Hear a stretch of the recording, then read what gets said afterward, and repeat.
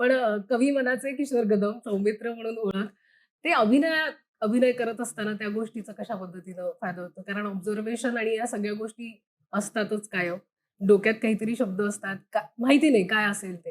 पण ते तुम्हाला अभिनयात कशा पद्धतीने मदत करतात त्या गोष्टी? माझ्यातलं कवी हा अभिनय करताना मदतीला येतो आणि कविता लिहिताना माझ्यातला ऍक्टर हा मदतीला येतो. गुलजार साहेब मला नेहमी म्हणतात, की "तुम्हारी कविता में जो एक छोटा-सा ड्रामा आ जाता है ना, वो तुम्हारे थिएटर का है वाह! और दैट कॉन्ट्रिब्यूट्स टू युअर पोएम."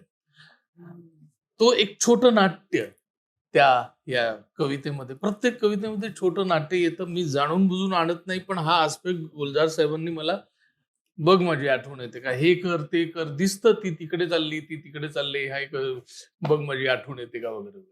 तर ते नाट्य अशा प्रकारे येतं आणि मी काम करत असताना कवीला असलेली जी सेन्सिटिव्हिटी आहे, ती ॲक्टर म्हणून उपयोगी पडते. असं काहीतरी होत असावं, असं मला वाटतं. आपण रेडिओ लावताना तो बटन फिरवताना आणि बटन लागतं आणि मग आणि वाजायला व्यवस्थित आवाज. लागतं. हां. वाह! तसं दोन्हीच्या वाह! बाबतीत अरे होतं असं मला वाह! वाटतं.